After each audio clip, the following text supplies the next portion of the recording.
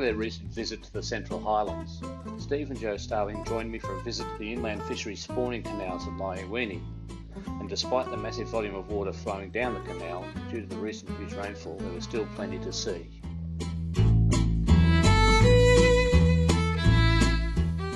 While the brown trout spawn is well and truly finished, the rainbows were still making their way up to the canal from the Great Lake to spawn in the middle of October. On any one day, the IFS may find up to 250 fish waiting in their traps, ready to make the next part of their journey. And while there's been a strong history of stripping rainbows of their eggs and milk to grow young fish in hatcheries, the IFS is now far more interested in encouraging natural spawning in the wild.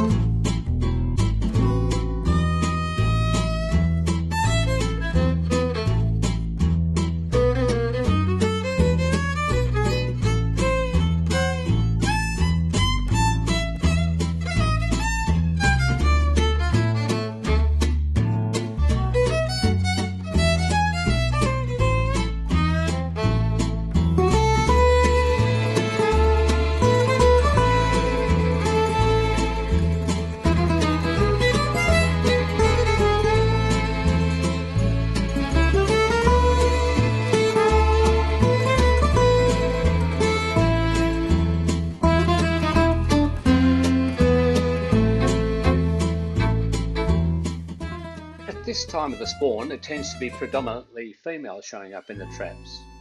In the nets that Joseph scooped full, there was hardly a male present.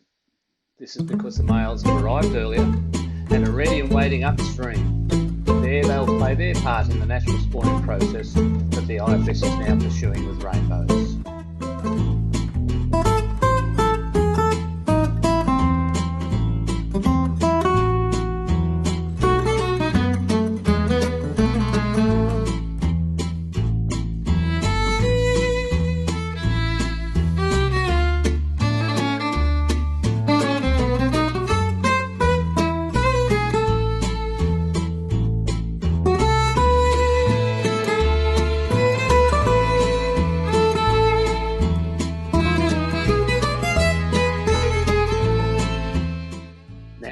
Rather than relying on hatcheries, the major intrusion by the IFS in the rainbow spawning process is simply to get the rainbows into man-made spawning streams.